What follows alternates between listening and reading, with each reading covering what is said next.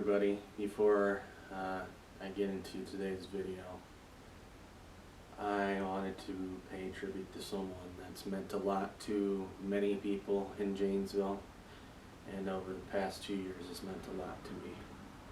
I wasn't sure about including this in the video. In 2020, I got to meet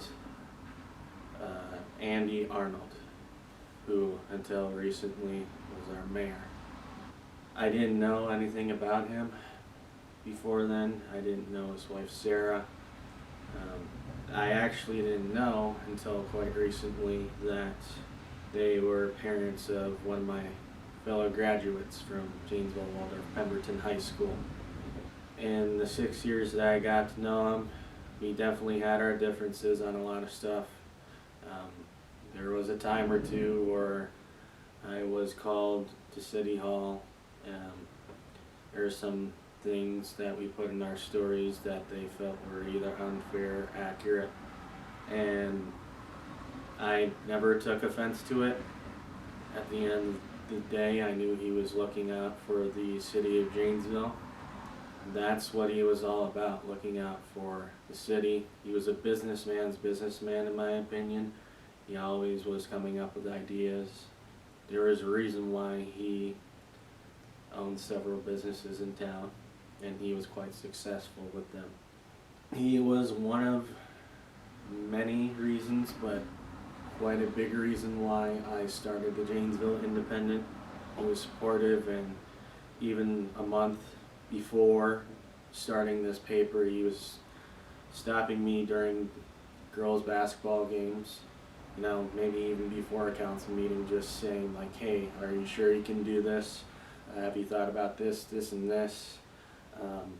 What can you do to bring in advertising? Are you sure that you're charging enough for subscriptions? Just little things like that. And I knew he was one of the top supporters of this enterprise that I've taken on. So just wanted to thank him very much for that. He passed away from cancer, and that's always a tough battle to go through, whether you're the person with cancer or you're the family that's seeing that person suffer through it. I hope they find peace, and I just ask that we all pray for them and be there for the Arnold family at this time. So thank you very much, and let's get into the video.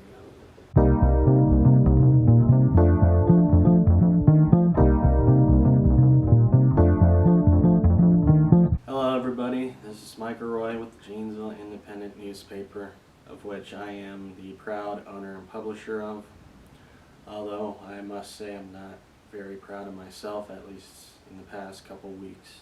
I've tried several times to make this video, including this morning here, and either I felt like I rambled on too much, or in my last attempt the video cut out and I didn't realize it, and I didn't know how much I had to try to film to make up for it. So I'm going to try to plow through everything I can, so that way this isn't a long video.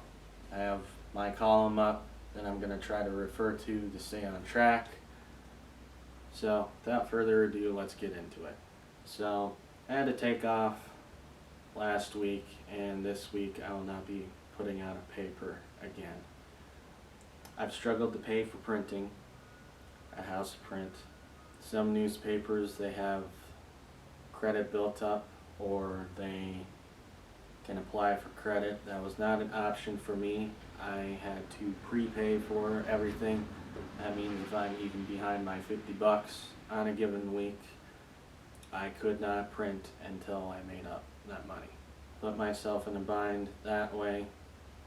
And I'm not going to get into too much of the mental health and religious stuff, because I don't know if it's too relevant. I'll get into it a little bit, because honestly, after all, they're all symptoms of a main problem, and that's I have not been here enough. My original business model was that I try to work a side hustle while building this business up to where it needed to be. First couple months, I had family members and friends reach out to me saying that I needed to be okay asking for help because they felt like I was really struggling. I thought, I'm not a salesperson. I didn't feel like I was one anyway. While I could create ads, I didn't feel confident about selling them, so I hired someone initially to help with that. They were struggling, I was struggling with my gig DoorDash. And to make a long story short, it is so random. You don't get a set amount of pay per hour. That ended up falling apart. I tried applying to many side hustles and other jobs, and most of the time, nearly all of the time actually, I never heard back from them and they didn't work out. So I took that as a sign of God that I need to stop trying to work a side hustle and make this work here. And I should really be putting 10 hours here instead of working 12, 14-hour days, and most of that at a place that's quite frankly wearing out my car, and it's becoming diminishing returns and not worth it. So the other issue is that I've been really hard on myself. I'm pretty patient with others, but when it comes to giving myself the same grace, I've never been great at that. And I think being a business owner, with the way my life has quite frankly gone in the past few years, I'm putting 10 times the amount of pressure that I used to, and it's really messing with my brain.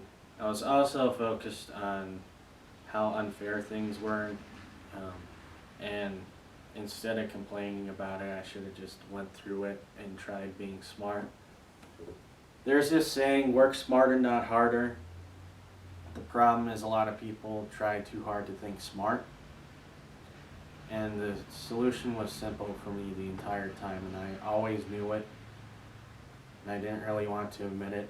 In the long term, it's better for me to just work here than to try to work here and try to work basically a full-time equivalent of a job on top of that.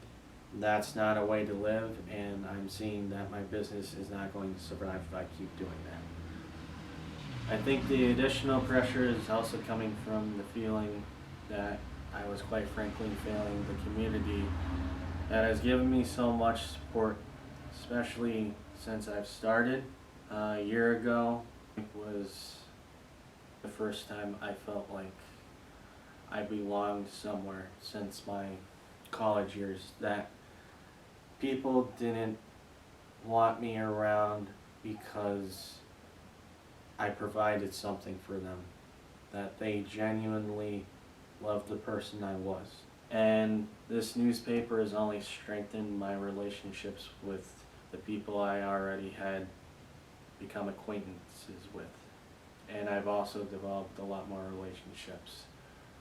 I think of Mayor Andy Arnold, which I mentioned in the beginning of this video, and he was one of my top supporters, and quite frankly I felt like I was kind of failing people like him.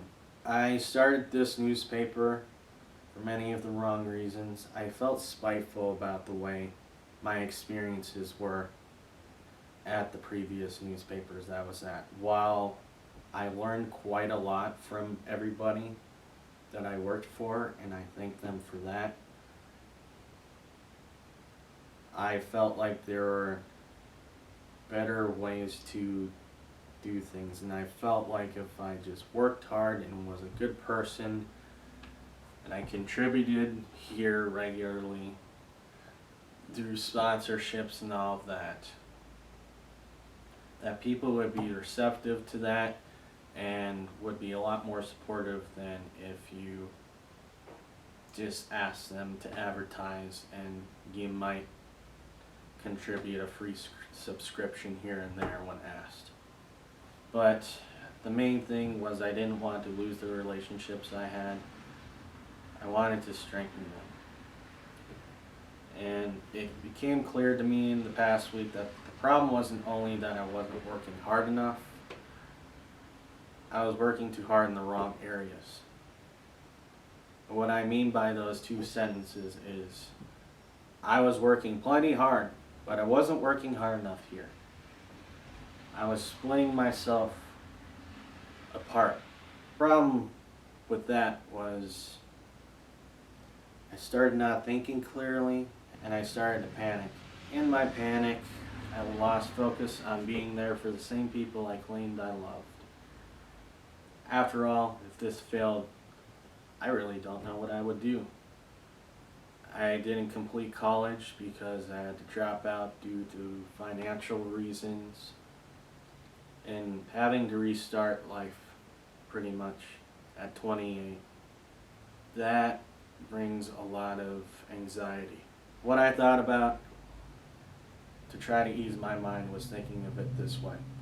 I could either try working 50, 60 hours a week, get maybe $1,000, if even that, or I could spend that same amount of time, maybe even less, trying to sell advertising, have less wear and tear on my vehicle.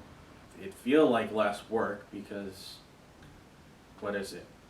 Emailing, calling people, maybe trying to sit down with business owners and going through advertising options with them. And I'm not putting all the wear and tear on my vehicle doing that. At least not as much as I would door dashing. And it wouldn't be diminishing returns, it would go straight back into this business. So here's the plan. Changing my business hours a bit. I was open 10 a.m. to 3 p.m. random days, and I was not really around too much. I'm going to switch it up a bit. Mondays and Tuesdays I'll be here 9 a.m. to 2 p.m. I just prefer being here a little earlier, and I feel like 1 to 3 p.m., that window of time, there aren't a lot of people that come up anyway. Wednesdays and Saturdays I will be open from 8 a.m. to 11 a.m. I will be closed on Thursdays and Fridays. The reason why I'm going to have only a few hours on Wednesdays, that's when I usually pick up the papers from House of Print. Thursdays I dedicate toward delivery of newspapers. And Friday I kind of want to be a flex day. Maybe I need to catch up with billing. Those are usually the days I go to Waseca to get the historical stuff or blasts from the past. Maybe I have several events I have to cover that day. I know, like, when it gets to fall again, homecoming is usually like an all-day affair. I'd rather have the day off than have to worry about being here at the office and most of the time not even being able to be here. And people like, well, I tried stopping up. I figured the solution for that to be able to happen was I'd be open on Saturday, 8 a.m. to 11 a.m.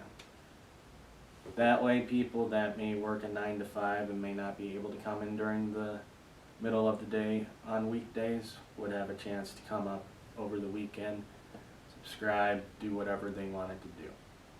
I mentioned earlier too about how family members and close friends of mine said that I needed to be okay with asking for help.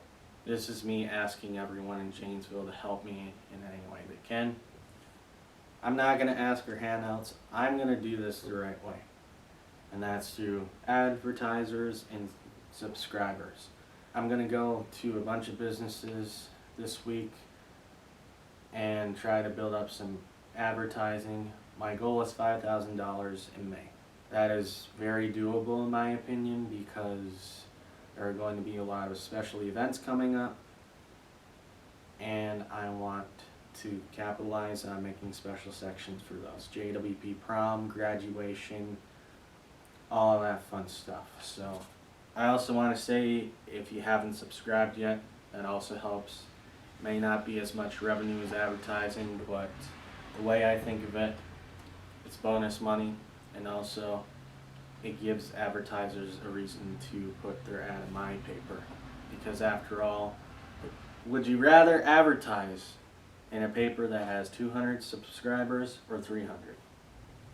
I'm not anywhere near close to 300. I'm still trying to break 200, but it gives me a way to try to sell my paper a little bit more. While I'm not going to have a physical copy this week, I still want to put out something. So I'm going to do an e-edition.